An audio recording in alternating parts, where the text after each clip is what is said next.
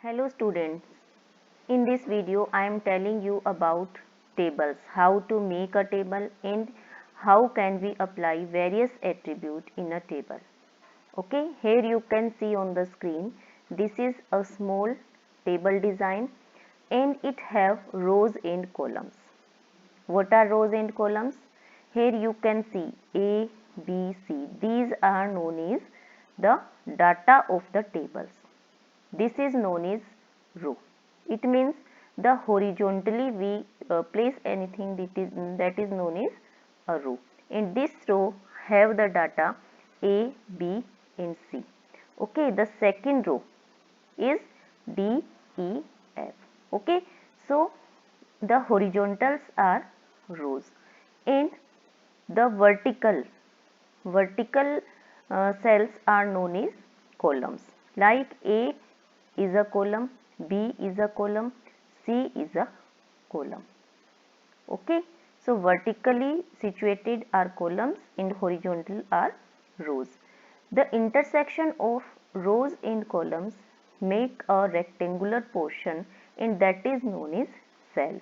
Here you can see A is a particular cell, B is also an individual cell and it have the data B. C is also a cell and it have data C. So how can we design this type of table in HTML? We have to write a coding for it. In this table you can see this table have a border, thick border. Okay, so see the coding of this type of table in Notepad. Okay, I am opening the Notepad window for this. Yes, this is the Notepad window. Here you can see firstly we have to write the HTML tag because this is a HTML document. After that we have to write the body tag. BG color is the attribute which value is pink. Okay, this is optional. We can only write the body if we don't want to give any background color to our web page. Okay, after that for designing the table we have to give the table tag here. This is the table tag, you can see the cursor position, and after that because in our table we want a border, so we have to write the border equals to 3. We can write any number 1, 2, 3, 4, 5, 6 and this will decide the thickness of the table border. Okay, it means the border 6 will be very thick. And after that for designing the table we have to write the height and width attribute. Okay, because in that picture we are showing the design of the picture, so we have to write the height and width. We can decide any type of height and width values.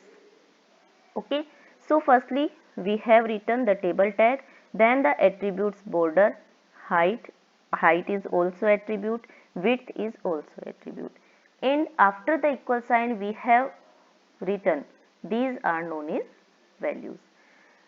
Then this is for designing the table, and then the first row in our table we can see the first row is having 3 data values. Okay, so we have to write the tr tag firstly for it. Okay, tr for table row. In first row there are 3 data values that will show by td tag. Td, in first cell there is a value a, so we have to write the table data equals to a. Okay, and then put the closing tag for it. After that we will complete our row by giving all the table data values by ABC, and then we have to close the table row by giving the closing table row tag. After that for designing the second row we will do the same. Firstly write the table row again because we are applying a new table row. Okay, so we have to again give the table row tag, and after that we will write the table data values for it. Okay, then in the end, because we are working in the body section of HTML document, we have to write the closing tag of body and closing tag of HTML, and after that we have to save this file by going in file and then save as option, as we will do in time. Then see the effect of it. So go to Internet Explorer, and this is the effect. In this table you can see this have 2 rows and 3 columns. Okay, 2 rows starting with A and D and 3 columns starting with A, B and C, and it have a thick border. Now we can see this data value is left aligned by default, because the by default alignment of table data is left hand side, but we can display this data value in center or right hand side also with the align attribute. So for suppose we want to display the table data A in middle of the cell, then what we have to do? So we will change in the notepad program. Okay, like we have designed the table row equals to, then if we want to align only the data value A to the center of the screen, center of the cell, then what will we do?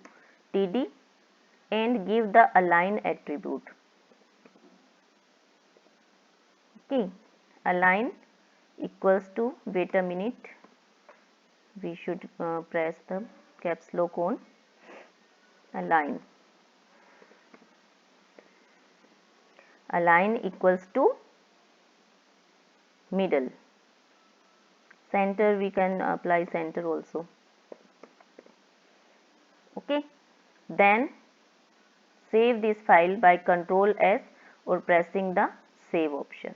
Okay, we have saved the changes, and then let's display the changes in it. Then for refresh it, yes, now we can see the changes in the cell data A. Okay, now the value A is centrally aligned in our cell. Okay, so we can align the text as we desire. If we want to change all the alignment of full row, then what will we do? So if we want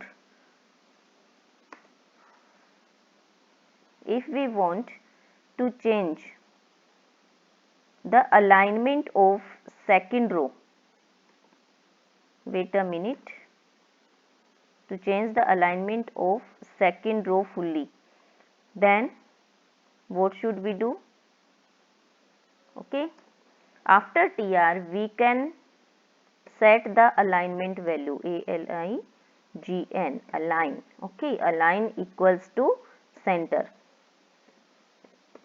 It means the full row will be displayed centrally aligned. Okay, the second row. So again click on Ctrl S, because we have make changes in it, and then go to Internet Explorer again, and now see the changes. Okay, all the data in the second row is now centrally aligned. Okay, this is the effect of alignment. Now it's clear to you. Now the next thing is row span and col span. Row span and col span means, row span means combining two cells. Okay, two rows. and col span means combining two columns. So if we want to combine two rows, row A and row D in the first cell, then what will we do? We have to write these attributes with the TD tag. Okay, now I am changing here, changing here. Okay, TD. This table cell is now spanning in two rows. Row span equals to 2. I have given the value 2. Okay, then see the effect. Firstly, again press the Ctrl plus S. Wait a minute. Okay, then go to Internet Explorer and let me refresh it. Now you can see the first row is spanning, so it have combinedly make a full cell. Okay, so this is the effect of row span attribute. It means two rows are combinedly make one cell. Okay, and it have a data value A. What will the effect if we give the col span attribute? This was the effect of row span. Now I am giving the col span instead of row span here.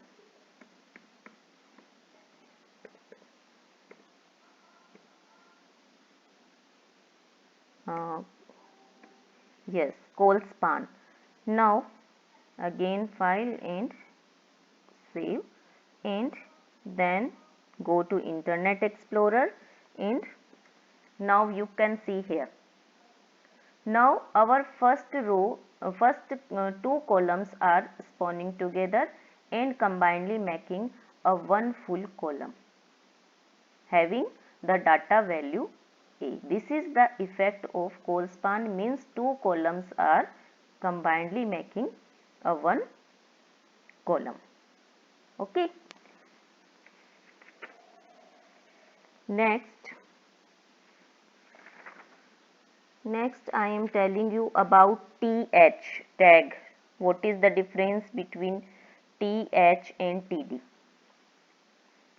Now again go to the notepad, and here you can see. Now I am erasing it. Yes, TD means table data. It will show in a normal font. But if we have given TH tag here instead of TD tag, then what will happen? See the effect. I am giving the TH. TH means table heading, because we all know that any heading should be in a bold colors. Okay, so giving the separate effect to any heading, we have to use the TH tag instead of TD tag. Okay, now I have made changes in the first row, and I have written the TH tag instead of TD. Now see the effect. What will the effect of this? Now you can see the first row having the data values A, B, C. These are in bold letters. Okay, you can see the effect here. So this is the effect of TH and TD tag. Then the next thing is the different parts of a table section, like T head, T foot and T body. I am explaining you the T head portion. Okay, we can also define the particular color, desired color, to a special table heading or background color also for a special cell. Now I am telling you about giving the special color to our background color to our table data cell. Okay, I have given table heading in it, and now I am giving the background color by using busy color. Busy color equals to, then give any type of color, like if we want to give the yellow color here, then write the busy color equals to yellow. It means the cell that having the A data value will be shown in yellow color. Okay, now let's see the effect. Save it and then go to Internet Explorer again and refresh it. Now you can see we have made changes in first cell having the data value A. Okay, so you can apply this type of color to all the heading section. Okay, now I think we have done the most important parts of the table, and through T head section we can apply the formatting effect to all the heading sections, like see in this. Now for giving the T head tag we have to write it after the table tag, putting the table sign and then giving the T head command. T head, then write put here the busy color option. Wait a minute, busy color.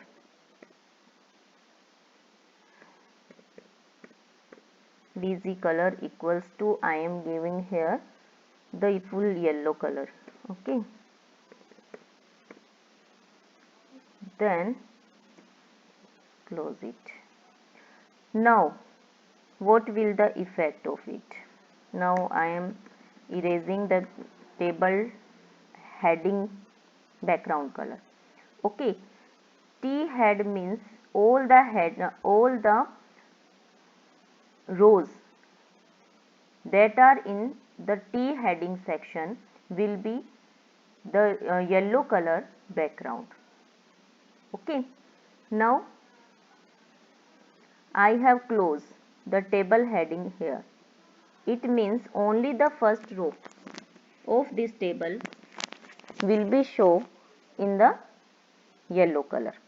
Okay, now I am giving the T head closing tag.